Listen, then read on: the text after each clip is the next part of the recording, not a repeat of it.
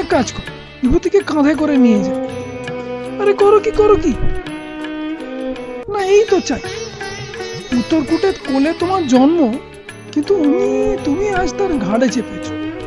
তোমার মাথা সবাইকে ছাড়িয়ে গিয়েছে।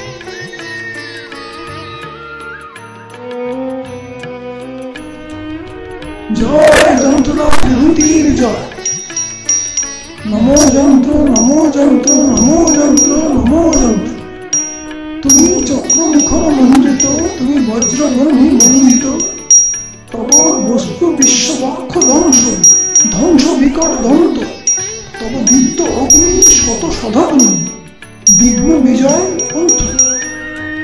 তব লৌহ গলন শৈল দলন, অচল চলন মন্ত্র।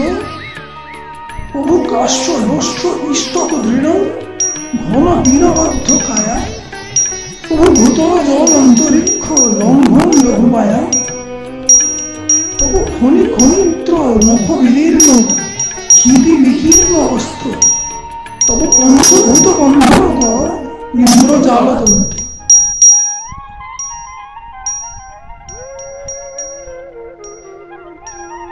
শিবতরাইয়ের প্রজাদের তো কিছুতেই বাধ্য করতে পারলে না। এতদিন পরে মুক্তধারার জলকে আয়ত্ত করে বিভূতি ওদের বশ বানাবার উপায় করে দিল। কিন্তু মন্ত্রী, তোমার তো উৎসাহ দেখছি না কেন? ঈর্ষা? ক্ষমা করবেন মহারাজ, খন্তা কোদাল হাতে মাটি পাথরের সঙ্গে পালোয়ানি আমাদের কাজ নয়। রাষ্ট্রনীতি আমাদের অস্ত্র, মানুষের মন নিয়ে আমাদের কারবার। যুবরাজকে শিবতরায় শাসনভার দেওয়ার মন্ত্রণা আমি দিয়েছিল। তাতে যে বাঁধ বাঁধা হতে পারত সে কম নয়। তাতে ফল হলো কি? 2 বছরের খাজনা বাকি। এমনতর দুর্ভিক্ষ তো সেখানে বারে বারেই ঘটে। তাই বলে রাজার প্রাপ্য তো বন্ধ হয় না। খাজনার চেয়ে দুর্মূল্য জিনিস আদায় হচ্ছিল, এমন সময় তাকে ফিরে আসতে আদেশ করলেন। রাজকার্যে ছোটদের অবজ্ঞা করতে নেই, মনে রাখবেন যখন অসহ্য হয় তখন দুঃখের জোরে ছোটরা বড়দের ছাড়িয়ে বড় হয়ে ওঠে। তোমার মন্ত্রণা সুর ক্ষণে ক্ষণে বদলায়। কতবার বলেছে উপরে চড়ে বসে নিজে চাপ দেওয়া সহজ, আর বিদেশি প্রজাদের সেই চাপে রাখাই রাজনীতি। কথা বলনি? বলেছিল। তখন অবস্থা অন্যরকম ছিল। আমার মন্ত্রণা সময়োচিত হয়েছিল। কিন্তু এখন যুবরাজকে শিবতরাইয়ে পাঠাবার ইচ্ছে আমার একেবারেই ছিল না। কেন মহারাজ? যে প্রজারা দূরের লোক, তাদের কাছে গিয়ে ঘেঁষাঘেঁষি করলে তাদের ভয় ভেঙে যায়। প্রীতি দিয়ে পাওয়া যায় আপন লোককে, পরকে পাওয়া যায় ভয় জাগিয়ে রেখে। মহারাজ যুবরাজকে শিবতরাইয়ে পাঠাবার আসল কারণটা ভুলেছেন। কিছুদিন থেকে তার মন অত্যন্ত উতলা দেখা দিয়েছিল। আমার সন্দেহ হলো তিনি হয়তো কোনো সূত্রে জানতে পেরেছিলেন যে তার জন্ম রাজবাড়িতে নয়, তাকে মুক্তধারার ঝর্ণাতলা থেকে কুড়িয়ে পাওয়া গেছে। তাই তাকে ভুলিয়ে রাখার জন্য। তা তো জানি। ইদানিং ও যে প্রায় রাত্রে একলা ঝর্ণাতলায় গিয়ে শুয়ে থাক। খবর পেয়ে একদিন রাত্রে সেখানে গেলুম। ওকে জিজ্ঞেস করল, কি হয়েছে অভিজিৎ, এখানে কেন? ও বললে, এই জলের শব্দে আমি আমার মাতৃভাষা শুনতে পাই। আমি তাকে জিজ্ঞাসা করেছিলাম, তোমার কি হয়েছে যুবরাজ? রাজবাড়িতে আজকাল তোমাকে প্রায়ই দেখতে পাইনি কেন? তিনি বললেন, আমি পৃথিবীতে এসেছি পথ কাটবার জন্য। এই খবর আমার কাছে এসে পৌঁছেছে। ওই ছেলের যে রাজ চক্রবর্তীর লক্ষণ আছে, এই বিশ্বাস আমার ভেঙে যাচ্ছে। যিনি এই দৈব লক্ষণের কথা বলেছিলেন, তিনি যে মহারাজের গুরুর গুরু অভিরাম স্বামী। ভুল করেছেন তিনি। ওকে নিয়ে কেবলই আমার ক্ষতি হচ্ছে। শিবতরাইয়ের পশম যাতে বিদেশের হাটে না বেরিয়ে যায়, এই জন্য পিতামহদের আমল থেকে নন্দী সংকটের পথ আটক করা আছে। সেই পথটাই অভিজিৎ কেটে দিলে উত্তরকূটের অন্ন বস্ত্র দুর্মূল্য হয়ে উঠবে যে। অল্প বয়স কি না? যুবরাজ কেবল শিবতরাইয়ের দিক থেকেই। কিন্তু এই যে নিজের লোকের বিরুদ্ধে বিদ্রোহ, শিবতরাইয়ের ওই যে ধনঞ্জয় বৈরাগীটা প্রজাদের খেপিয়ে বেড়ায়, এর মধ্যে নিশ্চয়ই সেও আছে। এবার কোনটি শুদ্ধ তার কণ্ঠটা চেপে ধরতে হয়, তাকে বন্দি করা চাই। মহারাজের ইচ্ছার প্রতিবাদ করতে সাহস করিনি, কিন্তু জানেন তো, এমন সব দুর্যোগ আছে যাকে আটকে রাখার চেয়ে ছাড়া রাখাই নিরাপদ। আচ্ছা, সেজন্য চিন্তা করুন। আমি চিন্তা করি না, মহারাজকেই চিন্তা করতে বলি।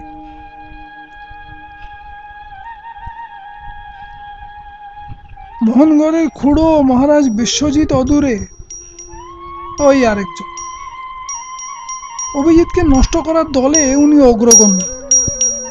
আত্মীয়রূপী পর হচ্ছে কুঁজো মানুষের কুঁজ, পিছনে লেগেই থাকে, কেটেও ফেলা যায় না, বহন করাও দুঃখ।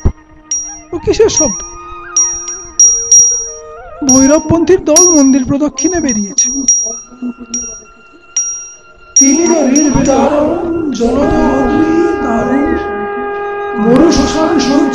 শঙ্কর বজ্র ঘোষ বাণী রুদ্র সুরপাণী মৃত্যু সিন্ধু সন্তর শঙ্কর। প্রণাম খুড়া মহারাজ, তুমি আজ উত্তর ভৈরবের মন্দিরে পূজায় যোগ দিতে আসবে এ সৌভাগ্য প্রত্যাশা করি। উত্তর ভৈরব আজকের পুজো গ্রহণ করবেন না, এই কথা জানাতে এসেছি। তোমার এই দুর্ভাগ্য আমার মহোৎসবকে। কি নিয়ে মহোৎসব? বিশ্বের সকল তৃষিতের জন্য দেবদেবের যে কমণ্ডলু জলধারা ঢেলে দিচ্ছেন, সেই মুক্ত জলকে তোমরা বন্ধ করলে কেন? শত্রু দমনের জন্য। মহাদেবকে শত্রু ভয় করতে নেই, তিনি উত্তরকূটের পুরো দেবতা, আমাদের জয় তারই জয়। সেজন্য আমাদের পক্ষ নিয়ে তিনি তার নিজের দান ফিরিয়ে নিয়েছেন। তৃষ্ণার সুরে শিবতরাইকে বিদ্ধ করে তাকে তিনি উত্তরকূটের সিংহাসনের তলায় ফেলে দিয়ে যান। তবে তোমাদের পূজা পূজাই নয়, বেতন। খুড়া মহারাজ, তুমি পরের পক্ষপাতী, আত্মীয়ের বিরোধী। তোমার শিক্ষাতেই অভিজিৎ নিজের রাজ্যকে নিজের বলে গ্রহণ করতে পারছে। আমার শিক্ষায়? একদিন আমি তোমাদেরই দলে ছিলাম না?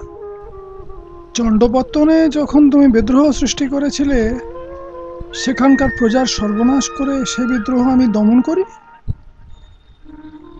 শেষে যখন এই বালক অভিজিৎ আমার হৃদয়ের মধ্যে এলো, আলোর মতো এলো। অন্ধকারে না দেখতে পেয়ে যাদের আঘাত করেছিল তাদের আপন বলে দেখতে পেল। রাজ চক্রবর্তীর লক্ষণ দেখে যাকে গ্রহণ করলে, তাকে তোমার এই উত্তরকূটের সিংহাসনটুকুর মধ্যেই আটকে রাখতে চাও। মুক্তধারার ঝর্ণাতলায় অভিজিৎকে কুড়িয়ে পাওয়া গিয়েছিল, এ কথা তুমি ওর কাছে প্রকাশ করেছো বুঝি? হ্যাঁ, আমি। সেদিন আমাদের প্রাসাদে ওর দেওয়ালির নিমন্ত্রণ ছিল। গোধূলির সময় অলিন্দে দাঁড়িয়ে দেখি ও একলা গৌরী শিখরের দিকে তাকিয়ে আছে। জিজ্ঞাসা করলাম, কি দেখছো ভাই? সে বললে, যেসব পথ এখনো কাটা হয়নি, ওই দুর্গম পাহাড়ের উপর দিয়ে সেই ভাবিকালের পথ দেখতে পাচ্ছি, দূরকে নিকট করার পথ। শুনে তখনই মনে হলো, মুক্তধারার উৎসের কাছে কোন ঘর ছাড়া মা ওকে জন্ম দিয়ে গেছে, ওকে ধরে রাখবে কে? আর থাকতে পারলুম না। ওকে বললুম, ভাই, তোমার জন্মক্ষণে গিরিরাজ তোমাকে পথে অভ্যর্থনা করেছেন, ঘরের শঙ্খ তোমাকে ঘরে ডাকেনি। এতক্ষণে বুঝলুম। কি বুঝলে? এই কথা শুনেই উত্তরকোটের রাজগৃহ থেকে অভিজিতের মমতা বিচ্ছিন্ন হয়ে গেছে। সেইটাই স্পর্ধা করে দেখাবার জন্য নন্দী সংকটের পথ সে খুলে দিয়েছে। ক্ষতি কি হয়েছে? যে পথ খুলে যায় সে পথ সকলের, যেমন উত্তরকূটের তেমনি শিবতরাইয়ের। খুড়া মহারাজ, তুমি আত্মীয়, গুরুজন, তাই এতকাল ধৈর্য রেখেছি, কিন্তু আর নয়। স্বজন বিদ্রোহী তুমি, এ রাজ্য ত্যাগ করে যাও।